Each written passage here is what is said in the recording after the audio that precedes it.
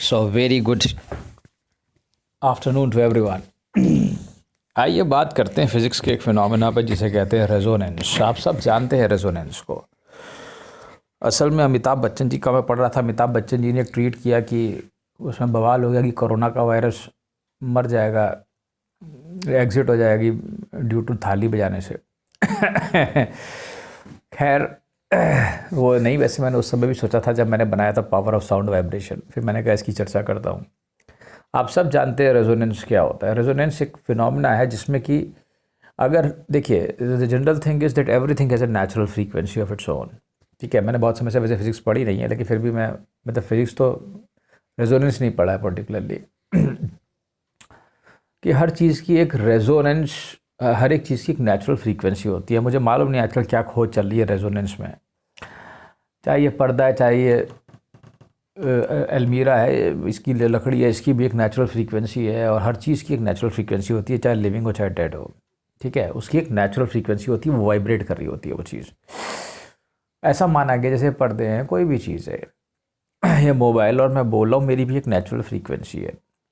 तो अगर हम किसी चीज़ की नेचुरल फ्रीक्वेंसी से मैच कर जाती है हमारी फ्रीक्वेंसी, मान लीजिए मैं बहुत ज़ोर से चिल्ला हूँ, वैसे वो कहते हैं कि सोल्जर्स को एक साथ पैरों साथ ठक ठक ठक करके पुलों पे नहीं निकलने देते, क्योंकि पुल गिर सकता है, क्योंकि उसकी नेचुरल फ्रीक्वेंसी उनके आवाज़ से मैच करने लगती है, जूतों की टापों से, तो पुल गिर जाता है। बहुत सारे ऐसे एग्जांपल्स उसमें दिए होंगे कि ये हो जाता है, वो हो जाता है। रेजोनेंस के बहुत सारे एग्जांपल्स भी हैं, ये जैसे कि कई सारे सिंगर्स गाते हैं, टेन टेन टेन टेन सिंग, ग्लास व्लास फूट जाते हैं, तो the reason is resonance only. ठीक है, बिकॉज देयर फ्रीक्वेंसी वो उसको मैच करा देते हैं। जैसे बहुत सारे तानसेन एक गायक हुए थे, वो बहुत कुछ कर देते थे, वो उसमें काफ़ी सारे एग्जांपल्स रेजोनेंस के दिए हुए हैं।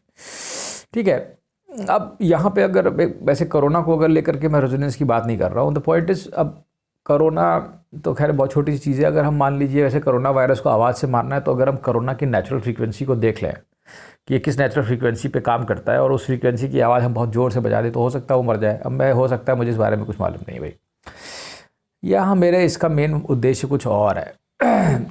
देखिए, मेरा ये मानना है कि जो अनाहत नाद है जिससे ब्रह्मांड निकला था, अगर हम उस नाद पर पहुंच जाए, या अगर हम जो यूनिवर्सल कॉन्शियसनेस है, ठीक है, इसकी भी एक फ्रीक्वेंसी होगी। अब मेरी बात समझो, तो जो भगवान है वो भी एक फ्रीक्वेंसी पे वाइब्रेट करता होगा, इसमें कोई दो राय नहीं है। या नेचर की भी एक फ्रीक्वेंसी होगी।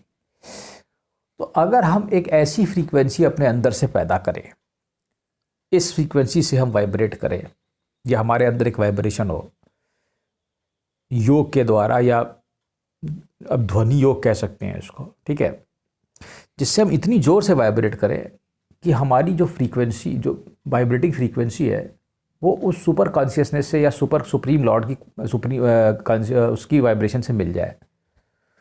ठीक है, और हमारा रेजोनेंस हो जाए। तो ध्वनि भी एक माध्यम हो सकती है। जो ओंकार का जाप ये बताते हैं, ओम, तो ये जो ओम है, इससे जो वाइब्रेशन पैदा हो रही है, ठीक है, ये कहे हिंदू, ये सनातन में कहा गया है कि ओम का महत्व है।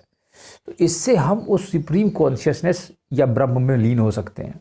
ठीक है, और मैं दावा करता हूं कि ये सत्य बात है कि आवाज़ एक महत्वपूर्ण, मैंने एक साउंड योगा पे बनाया हुआ है वीडियो, उसको देखो, एक महत्वपूर्ण चीज़ है हमारी सेंटर्स को जगाने के लिए, एक चीज़। और दूसरा, हमारी फ्रीक्वेंसी इतनी बढ़ जाए कि हम उसमें लीन हो जाएं।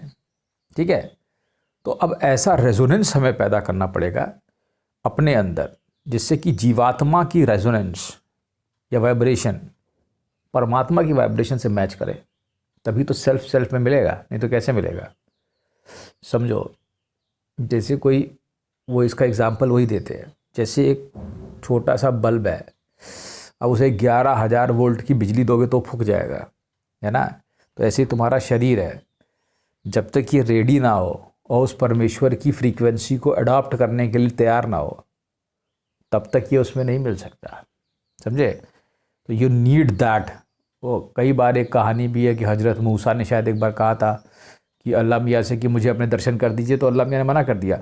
7 पर्दों के दूर से दर्शन कराए तब भी वो उतनी दूर जाके गिरा, ठीक है। या एक आध भक्तों ने हनुमान जी से कहा कि भाई मुझे अपने दर्शन क्यों नहीं होते, वो भाई आपकी पात्रता होनी चाहिए, आपके पास उतनी कैपेसिटी होनी चाहिए, इसलिए नहीं होते भगवान के दर्शन, क्योंकि आपकी आँख नाक ये सह नहीं सकती भगवान को, ठीक है ना। ये नॉर्मल सेंसेस जो हैं ये वर्ल्ड को तो झेल नहीं पा रहे, धूप होती है सूरज की तरफ तो देख नहीं पाते, वो भगवान को क्या देखोगे जिसके पास सहस्त्रों सूर्य वाला भगवान है।